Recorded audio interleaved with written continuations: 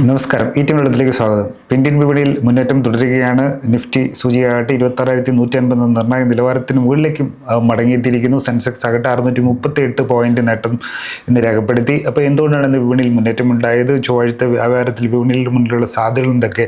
ചൊവ്വാഴ്ചത്തെ നിഫ്റ്റിയിൽ ശ്രദ്ധിക്കേണ്ട പ്രധാനപ്പെട്ട ലെവലുകൾ ഏതൊക്കെ? ഇത്തരം ഘടകങ്ങൾ ഈ വീഡിയോയുടെ പ്രധാന പങ്കുവെക്കുന്നത്. അപ്പോൾ നോക്കുകയാണെങ്കിൽ തിങ്കളാഴ്ച വ്യാപാരത്തിൻ്റെ പ്രകടനം നോക്കുകയാണെങ്കിൽ പിന്നത്തെ ഒരു പുതിയ വ്യാപാരാഴ്ച കൂടിയാണ്, അല്ലെങ്കിൽ ഡിസംബർ മാസത്തിലെ 4ാമത്തെ വ്യാപാരാഴ്ചയാണ്. അപ്പം നേട്ടത്തോടെ തന്നെയാണ് ഒരു പുതിയ വ്യാപാരാഴ്ചയ്ക്ക് തുടക്കം കുറിച്ചിരിക്കുന്നത്. അവിടെ തന്നെ ഇന്നത്തെ ഒരു ഡേ ലോ ക്രിയേറ്റ് ചെയ്യുന്നത് കണ്ടു. അതിനുശേഷം വീണ്ടും മുന്നേറ്റം. ഒരു തൊട്ട് മുന്നിലുണ്ടായിരുന്ന നിർണായക പ്രതിരോധത്തിന് മുകളിൽ തന്നെ അവസാനം ഇന്നത്തെ ഒരു ട്രേഡിംഗ് സെഷൻ മുഴുവൻ ഒരു നേട്ടം നിലനിർത്തുന്നതും കണ്ടു. അങ്ങനെ ഇന്നത്തെ ഉയർന്ന പോയിന്റിന് അല്ലെങ്കിൽ ഉയർന്ന നിലവാരത്തിന് സമയമാണ് ഇത് ക്ലോസിംഗ് രേഖപ്പെടുത്തിയതെന്നും കാണാം. ഇപ്പം നിഫ്റ്റിയുടെ കാര്യത്തിൽ നോക്കുകയാണെങ്കിൽ 26,000 മുകളിൽ തന്നെ ഓപ്പൺ ചെയ്തു. 26,100 എന്ന നേരത്തെ സൂചിപ്പിച്ചിരുന്ന റെസിസ്റ്റൻസിന് മുകളിൽ തന്നെയാണ് ഇന്നത്തെ ഒരു ട്രേഡിംഗ് സെഷൻ മുഴുവൻ തങ്ങി നിന്നതെന്ന് നമുക്ക് കാണാം. അപ്പം അതായത് വെള്ളിയാഴ്ച ഒരു ഫോളിംഗ് ബെഞ്ച് ബ്രേക്ക്ഔട്ടിന് ശേഷമുള്ള തുടർ മുന്നേറ്റമാണ് ഇന്ന് കാഴ്ചവെച്ചത്. അതൊരു പോസിറ്റീവ് നീക്കമായിട്ടും നമുക്ക് വിലയിരുത്താം. അപ്പോൾ അങ്ങനെ തിങ്കളാഴ്ച വ്യാപാരത്തിൻ്റെ ഉള്ളിൽ നോക്കുമ്പോൾ പ്രധാനപ്പെട്ട രണ്ട് അടിസ്ഥാന ഓഹരി സൂചികളായ സെൻസെക്സ്, BSEയുടെ സെൻസെക്സ് ആകട്ടെ 638 പോയിന്റ് അല്ലെങ്കിൽ 0.77%, 0.5%-ലേറെയുള്ള വർധനയോടെ 87,567 എന്ന നിലവാരത്തിലും ക്ലോസിംഗ് രേഖപ്പെടുത്തി. രണ്ടാമത്തെ NSEയുടെ പ്രധാനപ്പെട്ട അടിസ്ഥാന ഓഹരി സൂചികയായ നിഫ്റ്റി ആകട്ടെ 206 പോയിന്റ് അല്ലെങ്കിൽ 0.79%, 0.5%-ലേറെയുള്ള നേട്ടം കരസ്ഥമാക്കി 26,172 എന്ന നിലവാരത്തിലും ക്ലോസിംഗ് രേഖപ്പെടുത്തി. അതായത് 26,150 മുകളിൽ ക്ലോസിംഗ് വന്നു എന്നർത്ഥം. ഇനിയിപ്പം നിഫ്റ്റി സ്റ്റോക്കുകൾ അല്ലെങ്കിൽ നിഫ്റ്റി സൂചിയുടെ ഭാഗമായുള്ള ഏറ്റവും പ്രധാനപ്പെട്ട 50 ഓഹരികളുടെ കൂട്ടത്തിൽ നോക്കുമ്പോൾ ശ്രീറാം ഫിനാൻസ്, ട്രെൻഡ്, വിപ്രോ എന്നിവയാണ് ഏറ്റവും കൂടുതൽ നേട്ടം ഇന്നുണ്ടാക്കിയത്. മറുവശത്ത് നോക്കുകയാണെങ്കിൽ HDFC ലൈഫ്, SBI എന്നിവയാണ് നിഫ്റ്റി ഓഹരികളുടെ കൂട്ടത്തിൽ ഇന്ന് ഏറ്റവും കൂടുതൽ നഷ്ടം നേരിട്ടത്. ഇനി ബാങ്ക് നിഫ്റ്റിയുടെ പെർഫോമൻസ്, NSEയുടെ പ്രധാനപ്പെട്ട സെക്ടർ സൂചികയായിട്ടുള്ള ഒരു ട്രേഡബിൾ ആയിട്ടുള്ള ഇൻഡീസസ് കൂടെ ബാങ്ക് നിഫ്റ്റി നോക്കുകയാണെങ്കിൽ ഒരു പോസിറ്റീവ് നോട്ടിലാണ് ഇന്ന് എൻഡ് ചെയ്തിരിക്കുന്നത്. പക്ഷേ ഒരു നേരത്തെ പറഞ്ഞ Nifty, Sensex bench mark indices ആയിട്ട് കമ്പയർ ചെയ്യുമ്പോൾ അണ്ടർ പെർഫോമിംഗ് ആയിരുന്നു എന്ന് കാണാം ബാങ്ക് നിഫ്റ്റി. അപ്പോൾ ബാങ്ക് നിഫ്റ്റി ഇന്ന് തിങ്കളാഴ്ച വ്യാപാരത്തിനൊടുവിൽ നോക്കുമ്പോൾ 235 പോയിന്റ് അല്ലെങ്കിൽ 0.40, 0.5%-ത്തിൽ താഴെയുള്ളൊരു നേട്ടം മാത്രമാണ് കരസ്ഥമാക്കിയിട്ടുള്ളത്. അപ്പം നിഫ്റ്റിയും സെൻസെക്സും 0.25%-ലേറെയുള്ള നേട്ടം രേഖപ്പെടുത്തിയപ്പോൾ ബാങ്ക് നിഫ്റ്റി 0.4, 0.5%-ന് താഴെ. അതുകൊണ്ടാണ് അണ്ടർ പെർഫോമിംഗ് എന്ന് പറഞ്ഞത്. അപ്പം ഇന്ന് 59,304 എന്നുള്ള നിലവാരത്തിലാണ് ക്ലോസിംഗ് രേഖപ്പെടുത്തിയത്. ഇപ്പം എന്തുകൊണ്ടാണ് വീണ്ടും മുന്നേറ്റം നോക്കുമ്പോൾ 2-3 ആഗോള ഗ്ലോബൽ ഫാക്ടേഴ്സ് തന്നെയാണ് നമുക്ക് കാണാൻ കഴിയുന്നത്. ഒന്ന് ഫെഡറൽ റേറ്റിൻ്റെ യുഎസിലെ കേന്ദ്ര ബാങ്കായ US ഫെഡറൽ റിസർവിൻ്റെ ഭാഗത്തു നിന്ന് വീണ്ടും പലിശ നിരക്ക് ഉണ്ടാകുമെന്നുള്ള രീതിയിൽ സമീപകാലത്ത് വന്നുള്ള എക്കണോമിക് ഡേറ്റകളുടെ അടിസ്ഥാനമാക്കി അങ്ങനെ ഒരു പ്രതീക്ഷ വിപണിയിൽ പടരുന്നത് മുന്നോട്ട് നയിക്കുന്നുണ്ട്. അവിടെ പലിശ നിരക്ക് കുറയ്ക്കുമെന്ന് പറയുമ്പോൾ അത് FISൻ്റെ സെല്ലിങ്ങിനെ നേരിട്ട് അഫക്റ്റ് ചെയ്യുന്നതാണ്. അതുപോലെ തന്നെ വീണ്ടും FIS തിരിച്ചു വരാനുള്ള സാധ്യതയൊക്കെ എമർജിങ് മാർക്കറ്റ്സ്, അപ്പോൾ അതുകൊണ്ട് ഇന്ത്യ പോലുള്ള എമർജിങ് മാർക്കറ്റ്സിലേക്ക് തിരിച്ചു വരാനുള്ള ഒരു സാധ്യത തുറക്കപ്പെടുന്നതാണ്. അപ്പം തീർച്ചയായിട്ടും നോക്കുകയാണെങ്കിൽ 2026 US ഫെഡറൽ റിസർവ് 2 പ്രാവശ്യമെങ്കിലും ഇൻട്രസ്റ്റ് റേറ്റ് കുറയ്ക്കും എന്നുള്ള സൂചനയാണ് നല്ലത്. ഇപ്പോൾ സമീപകാലത്ത് നോക്കുകയാണെങ്കിൽ ഇൻഫ്ലേഷൻ പ്രതീക്ഷ അത്ര ഉയർന്നിട്ടില്ല. അതേസമയം ജോബ് ഡേറ്റ അല്ലെങ്കിൽ ലേബർ മാർക്കറ്റ് നോക്കുമ്പോൾ ഒരു മിക്സ്ഡ് ഒരു ഔട്ട്ലുക്കാണ് നൽകുന്നത്. അൺഎംപ്ലോയ്മെൻറ്റ് ഒരു 4-year ഹൈ നിൽക്കുമ്പോൾ പക്ഷേ പേറോൾ ഡേറ്റ പുതിയ ജോലികൾ ആഡ് ചെയ്യപ്പെടുന്നുണ്ട്. ഒരു മിക്സ്ഡ് ലുക്കാണ്. അപ്പോൾ അതുകൊണ്ട് തന്നെ ഒരു എക്കണോമി ബൂസ്റ്റ് ചെയ്യാൻ വേണ്ടിയിട്ട് പ്രത്യേകിച്ചും അടുത്തൊരു ഭരണകൂടത്തിൻ്റെ ഭാഗത്തു നിന്ന് വരുന്ന ഒരു ആവശ്യവും പലിശ നിരക്ക് കുറയ്ക്കണമെന്നാണ്.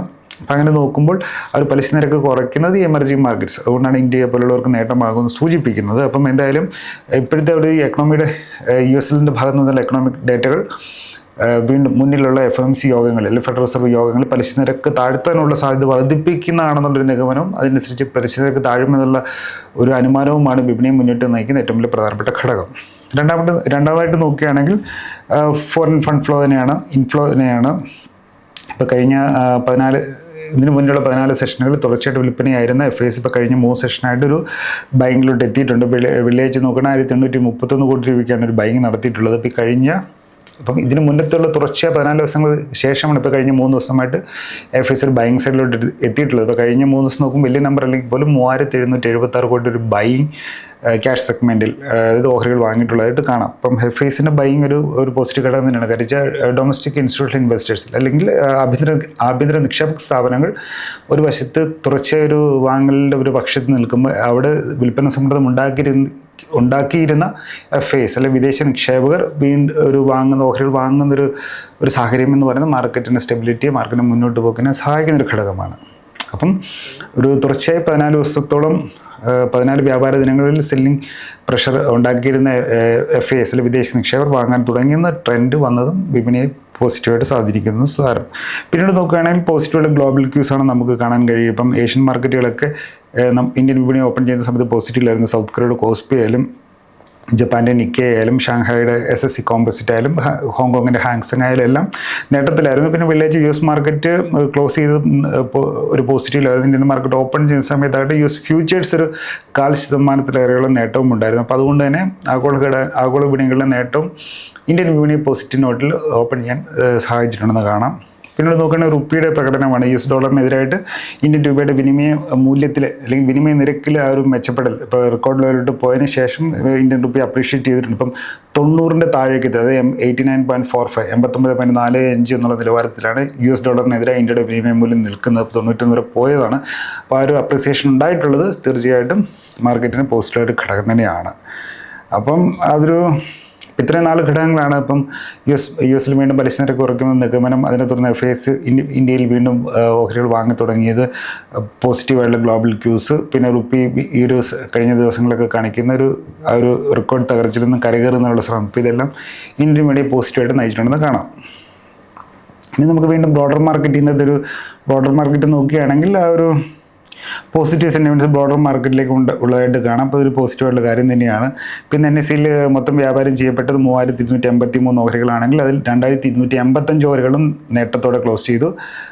നഷ്ടം നേരിട്ട് 924 ഓഹരികൾ. അപ്പോൾ അതായത് ഓരോ ഓഹരി നഷ്ടത്തിലേക്ക് പോയപ്പോൾ 2-ലധികമുള്ള ഓഹരികൾ നേട്ടത്തോടെ ക്ലോസ് ചെയ്യാൻ സാധിച്ചു എന്നുള്ളതാണ്. 2.5 മടങ്ങോളം ഓഹരികൾക്ക് നേട്ടത്തോടെ ക്ലോസ് ചെയ്യാൻ സാധിച്ചു എന്നുള്ളതാണ് അതിൻ്റെ ഒരു വശം. അപ്പം മാർക്കറ്റ് ഡെപ്തും മാർക്കറ്റ് ബ്രെഡ്ത്തും ഒക്കെ പോസിറ്റീവായിട്ട് നമുക്ക് കാണാം. പിന്നെ 52 വീക്ക് ഹൈ, അല്ല ഒരു വർഷത്തെ ഉയർന്ന നിലവാരങ്ങളിലേക്ക് എത്തിയത് 89 ഓഹരികളാണ് ആണെങ്കിൽ 52 വീക്കിലോ 66, ഒരു വർഷത്തെ താഴെ നിലയിലേക്ക് പോയത് 66 ഓഹരികളാണെന്നും കാണാം. നിഫ്റ്റി 500 സൂചിക നോക്കുകയാണെങ്കിൽ 0.80%, അതായത് 30% നേട്ടം രേഖപ്പെടുത്തിയിട്ടുണ്ട്. മാത്രവുമല്ല നിഫ്റ്റി 500, അതായത് ആ 500 ഓഹരികൾ കൂട്ടത്തിൽ നോക്കുമ്പോൾ 371 ഓഹരികളും നേട്ടത്തോടെയാണ് ക്ലോസ് ചെയ്ത്. വെള്ളിയാഴ്ച നോക്കുകയാണെങ്കിൽ 383 ഓഹരികളും നേട്ടത്തോടെയായിരുന്നു. അപ്പോൾ ആ ഒരു മാർക്കറ്റ് ബ്രെഡ്ത്തും ഡെപ്തും ഒരു മൺഡേയിലെ ഒരു മാർക്കറ്റ് റാലീനെ അടിവരയിടുന്നൊരു ഘടകമാണെന്ന് കാണാം. ഇനി നിഫ്റ്റി മിഡ് ക്യാപ് സൂചികയായിട്ട് ഒരു 3% നേട്ടമുണ്ട്. നിഫ്റ്റി സ്മോൾ ക്യാപ് സൂചികയായിട്ട് 1% നേട്ടം കരസ്ഥമാക്കിയിട്ടുണ്ട്. അപ്പോൾ ഇതിൽ നിഫ്റ്റി സ്മോൾ ക്യാപ് 100 സൂചികയായിട്ട് നോക്കുകയാണെങ്കിൽ ഒരു ശ്രദ്ധേയമായിട്ടുള്ളൊരു നീക്കമുള്ളത് ഒരു മാസത്തിന് ശേഷം, അല്ലെങ്കിൽ നവംബർ 18 ശേഷം നോക്കുകയാണെങ്കിൽ, ഈ നവംബർ 18 ശേഷം നോക്കുകയാണെങ്കിൽ ആദ്യമായിട്ടാണ് 20-ഡേ എക്സ്പോണൻഷ്യൽ മൂവിങ് ആവറേജിന് മുകളിലേക്ക് ക്ലോസ് ചെയ്തിട്ടുള്ളത്. അതൊരു ഷോർട്ട് ടേം ട്രെൻഡിലൊരു പൊട്ടൻഷ്യൽ ഷിഫ്റ്റ് ആയിട്ട് നമുക്ക് വേണമെങ്കിൽ എൻ്റെ ഒരു ലക്ഷണമായിട്ട് കണക്കിലെടുക്കാവുന്നതാണ്. അപ്പോൾ അതൊരു മാർക്കറ്റ് ബ്രെഡ്ത്തും പോസിറ്റീവ് ആകുമെന്ന് പറയുമ്പോൾ മാർക്കറ്റ് റാലിയുടെ ഒരു സ്ട്രെങ്തിൻ്റെ ഇതോടുള്ള സൂചന നൽകുന്നൊരു ഘടകം തന്നെയാണ്. അതുപോലെ തന്നെ ഇന്ത്യ വിക്സ് സൂചിക നോക്കുകയാണെങ്കിൽ 1.6%, 1.5% ഉയർന്ന് 9.68 എന്നുള്ളതാണ് ക്ലോസിംഗ് രേഖപ്പെടുത്തിയിട്ടുള്ളത്. എന്നിരുന്നാലും ഈ ഒരു ഇന്ത്യ വിക്സ് സൂചികയുടെ അല്ലെങ്കിൽ ഫിയർ ഗേജ് എന്നറിയപ്പെടുന്ന അല്ലെങ്കിൽ വിപണിയിലെ ചാഞ്ചാട്ടത്തിൻ്റെ പ്രതീക്ഷിത ചാഞ്ചാട്ടത്തിൻ്റെ തോതുകൾ വെക്കുന്ന ഇന്ത്യ വിക്സ് സൂചിക നോക്കുകയാണെങ്കിൽ ഒരു ഓൾ ടൈം ലോയുടെ സമീപത്ത് തന്നെയാണ് ഉള്ളത്. അപ്പോൾ അതെന്ന് പറയുന്നത് ഒരു കാം മാർക്കറ്റാണ്, അല്ലെങ്കിൽ വലിയ വൈൽഡ് സ്വിങ് അല്ലെങ്കിൽ വലിയ ചാഞ്ചാട്ടത്തിനുള്ള സാധ്യത തൊട്ടുമുന്നിൽ മാർക്കറ്റ് പാർട്ടിസിപ്പൻസ് കാണുന്നില്ല എന്നുള്ള സൂചന തന്നെയാണ്. അല്ലെങ്കിൽ ഇപ്പോഴത്തെ ഒരു കൺസോൾട്ടേഷൻ മേജർ ഒരു ഫേസിൻ്റെ ഭാഗത്ത് നിൽക്കുമ്പോൾ അത്ര രീതിയിലുള്ള ഒരു ലോ വോളറ്റിലിറ്റി കാണാം. പക്ഷേ ഇവിടെ എന്തെങ്കിലും അപ്രതീക്ഷിതമായ നെഗറ്റീവ് വാർത്ത വന്നാൽ ഇതൊക്കെ തകിടം മറിയാതെ വേറൊരു കാര്യം. പക്ഷേ എന്തായാലും ഇപ്പോഴത്തെ ഈ ഇന്ത്യ വിക്സ് സൂചിക താഴെ നിൽക്കുന്നത് മാർക്കറ്റ് സെൻറ്റിമെൻറ്റ്സിനെ ഒരു പോസിറ്റീവായിട്ട് സ്വാധീനിക്കുന്ന ഒരു ഘടകം തന്നെയാണ്. ഇനി സെക്ടർ സൂചികൾ നോക്കുകയാണെങ്കിൽ നിഫ്റ്റി കൺസ്യൂമർ ഡ്യൂറബിൾസ് ഒഴികെ ബാക്കിയുള്ള എല്ലാ സൂചികളിൽ നിന്ന് നേട്ടത്തിലാണ് ക്ലോസ് ചെയ്തിട്ടുള്ളത്. നിഫ്റ്റി IT ആയിട്ട് 2% മേൽ നേട്ടം രേഖപ്പെടുത്തിയിട്ടുണ്ട്. നിഫ്റ്റി മെറ്റൽ സൂചികയായിട്ട് 1% മേൽ നേട്ടം രേഖപ്പെടുത്തി. Nifty auto, Nifty pharma, Nifty health care, Nifty oil and gas എന്നിവ 3/4% മേലുള്ള നേട്ടം രേഖപ്പെടുത്തിയിട്ടുണ്ട്. അപ്പോൾ ഒരു സൂചിക ഒഴികെ പ്രധാനപ്പെട്ട എല്ലാ സെക്ടർ സൂചികളും നേട്ടത്തോടെ ക്ലോസ് ചെയ്തെന്ന് സാരം. ഇനി ചൊവ്വാഴ്ച വ്യാപാരത്തിൽ വിപണിയുടെ സാധ്യതകൾ, അല്ലെങ്കിൽ നിഫ്റ്റിയിൽ ചൊവ്വാഴ്ച ശ്രദ്ധിക്കേണ്ട പ്രധാനപ്പെട്ട ലെവലുകൾ ഏതൊക്കെയെന്ന് നോക്കാം. അപ്പം തിങ്കളാഴ്ച ഇത് നോക്കുകയാണെങ്കിൽ ഒരു പോസിറ്റീവ് നോട്ടിൽ ഓപ്പൺ ചെയ്തു. ആ നേട്ടം നിലനിർത്തിക്കൊണ്ട് തന്നെ കൂടുതൽ ഉയർന്ന നേട്ടത്തോടെ തന്നെ അതിനകത്ത് ക്ലോസിംഗ് രേഖപ്പെടുത്തി. ഇവിടെ ശ്രദ്ധിക്കേണ്ട ഒരു ഘടകമെന്ന് പറയുന്നത് ആ വെള്ളിയാഴ്ച ഒരു ബ്രേക്കൗട്ടിന് ശേഷം തുടർമുന്നേറ്റം ഉണ്ടായും ആ ഒരു ഡബിൾ ബോട്ടം പാറ്റേണിൻ്റെ ഒരു നെക്ക് ലൈൻ, അല്ലെങ്കിൽ ആഡം ഡബിൾ ബോട്ടം പാറ്റേൺ എന്ന് പറയുന്നതിൻ്റെ ആ നെക്ക് ലൈനിൻ്റെ മുകളിലുള്ള ഒരു ഡിസീസ് ബ്രേക്കൗട്ട് നമുക്ക് കാണാം. ആഡം പാറ്റേൺ എന്ന് പറയുന്നത് ഒരു വി ഷേപ്ഡ് ആയിട്ടുള്ള 2 ബോട്ടത്തിൻ്റെ ഒരു സെയിം പ്രൈസ് ലെവലുള്ള ഒരു ഇതാണ്. ആ ഒരു വരുന്ന പർട്ടിക്കുലർ പാറ്റേൺ ആണ്. അപ്പോൾ അതിൻ്റെ 2 പീക്കിനെ തമ്മിൽ കണക്ട് ചെയ്യുന്ന ലൈൻ്റെ മുകളിൽ പോയെന്നുള്ളതാണ് ഈ ബ്രേക്കൗട്ടിൻ്റെ നെക്ക് ലൈനിൻ്റെ ബ്രേക്കൗട്ട് എന്ന് ഉദ്ദേശിക്കുന്നത്. അപ്പം നിഫ്റ്റി ആ ഒരു ഇന്നത്തെ ഒരു ദിവസം മുഴുവൻ നേട്ടം നിലനിർത്തിയായിട്ട് കാണാം. അപ്പോൾ അങ്ങനെ ഈ 26,172 3% നേട്ടത്തിൽ ക്ലോസ് ചെയ്ത് കാണാം. ഇവിടെ നോക്കുകയാണെങ്കിൽ ഇന്നത്തെ ഒരു ഡെയിലി ചാർട്ട് നോക്കുമ്പോൾ ഒരു സൈസബിൾ ആയിട്ടുള്ള ഒരു ബുള്ളിഷ് ക്യാൻഡിൽ കാണാം. അതൊരു ഇപ്പോഴത്തെ ഒരു ഇതിൻ്റെ വെച്ച് നോക്കുമ്പോൾ ഒരു ഗ്രോയിങ് ഒപ്റ്റിമിസം, ശുഭാപ്തി വിശ്വാസം വർദ്ധിക്കുന്നതിൻ്റെ ഒരു വീണ്ടും വർദ്ധിക്കുന്നതിൻ്റെ ഒരു സൂചനയായിട്ട് എടുക്കാവുന്നതാണ്. ഇങ്ങനെ ട്രെൻഡ് പെർസ്പെക്റ്റീവ് നോക്കുകയാണെങ്കിലും നിഫ്റ്റി പ്രധാനപ്പെട്ട എല്ലാ ക്രൂഷ്യലായിട്ടുള്ള മൂവിങ് ആവറേജസിൻ്റെ മുകളിലാണ് ട്രേഡ് ചെയ്യപ്പെടുന്നത്. മാത്രവുമല്ല ഈ ഒരു മൂവിങ് ആവറേജുകൾ ഗ്രാജുവലി ഒരു മുകളിലോട്ട് കയറുന്നതും കാണാം. അപ്പോൾ അതൊരു അണ്ടർലൈങ് മൊമെൻറ്റം ഒരു ശക്തിപ്പെടുന്നതിൻ്റെ ഒരു ക്ലിയർ ആയിട്ടുള്ളൊരു സൂചനയാണത്. മൂവിങ് ആവറേജിന് മുകളിൽ നിൽക്കുന്ന മൂവിങ് ആവറേജ് സ്ലോപ്പിംഗ് അപ്വേർഡ്സ് എന്ന് പറയുന്നത് ആ ഒരു അണ്ടർലൈങ് മൊമെൻറ്റത്തിൻ്റെ ശക്തിപ്പെടുന്നതിന്, സ്ട്രെങ്തനിങ് ഓഫ് അണ്ടർലൈങ് മൊമെൻറ്റത്തിന് ഇൻഡിക്കേഷനായിട്ട് എടുക്കാവുന്നതാണ്. ഇനി ഡെയിലി RSI നോക്കുകയാണെങ്കിൽ, ഡെയിലി ചാർട്ടിലെ RSI നോക്കുകയാണെങ്കിൽ 60 മാർക്കിൻ്റെ ക്രോസ് ചെയ്യുന്നതിന് തൊട്ടടുത്ത് നിൽക്കുകയാണ്. അപ്പോൾ ഒരു ബൈങ് സ്ട്രെങ്ത് ഇമ്പ്രൂവ് ചെയ്യുന്നു എന്നുള്ളൊരു സൂചനയാണ്. അതൊരു മൊമെൻറ്റം ബുള്ളുകൾക്ക് ഫേവറബിളായിട്ട് വരുന്നു എന്നുള്ളതിൻ്റെ ഒരു സൂചനയാണ്. അപ്പം ഇനി അടുത്ത ദിവസങ്ങളിലൊരു തുടർ മുന്നേറ്റം ശ്രദ്ധിക്കേണ്ടിയിരിക്കുന്നു. ഈ ലെവലിൽ നോക്കുമ്പോൾ നിഫ്റ്റി ആ ഒരു മുന്നേറ്റമല്ല, ഉണർവ് തുടരാൻ തന്നെയാണ്, അടുത്ത ഒരു കപ്പിൾ ഓഫ് ട്രേഡിംഗ് സെഷൻസിലേക്കും തുടരാൻ തന്നെയാണ് ഒരു സാധ്യത കാണിക്കുന്നത്. ഈ ഡബിൾ ബോട്ടം പാറ്റേണിൻ്റെ വെച്ചിട്ടുള്ളൊരു ടാർഗറ്റ് മെഷർ വെച്ച് നോക്കുമ്പോൾ 26,400 നിലവാരങ്ങളിലേക്ക് എത്താനുള്ളൊരു സാധ്യത ഇവിടെ ഷോർട്ട് ടൈമിലേക്ക് കാണിക്കുന്നുണ്ട്. ഇനി അതുപോലെ ഇവിടെ ശ്രദ്ധിക്കുന്ന ഏറ്റവും പ്രധാനപ്പെട്ട സപ്പോർട്ട് സോൺ എന്ന് പറയുന്നത് 25,950 എന്നുള്ളൊരു സോണാണ്. അപ്പോൾ അത് 20-ഡേ എക്സ്പെൻഷണൽ മൂവിങ് ആവറേജ് സോണും കൂടിയാണ്. ഇതാണ് ഏറ്റവും ഒരു ക്രൂഷ്യലായിട്ട് സപ്പോർട്ട് സോൺ. അപ്പോൾ ഇതിൻ്റെ താഴെ ക്ലോസ് ചെയ്യുകയാണ് വീണ്ടും ഒരു സെല്ലിംഗ് പ്രഷർ വരികയില്ലാത്ത പക്ഷത്തോളം ഇവിടെ ഒരു തുടർ മുന്നേറ്റത്തിനുള്ള എല്ലാവിധ സാധ്യതകളും ശ്രമിക്കും. അല്ലെങ്കിൽ ഒരു മാർക്കറ്റിൽ ഇപ്പോൾ എന്തായാലും ബുള്ളിഷ് സെൻറ്റിമെൻറ്റ്സ് ഇമ്പ്രൂവ് ചെയ്യുന്നതിൻ്റെ സൂചനകളാണ്, ഷോർട്ട് ടൈമിലേക്കുള്ള ഒരു ബുള്ളിഷ് സെൻറ്റിമെൻറ്റ്സ് ഇമ്പ്രൂവ് ചെയ്യുന്ന സൂചനകളാണ് നമുക്ക് കാണാനാകുന്നത്. അപ്പം ഇപ്പോഴത്തെ രീതിയിൽ പോവുകയാണെങ്കിൽ 26,400 വരെ നിഫ്റ്റി പോകാനുള്ള സാധ്യതകളുണ്ട്. 26,000 25,900 താഴെ ആ ഒരു ബ്രേക്ക് ചെയ്യുകയാണെങ്കിലാണ് നിഫ്റ്റിയിൽ കൂടുതൽ സെല്ലിംഗ് പ്രഷർ വരാനുള്ള സാധ്യത.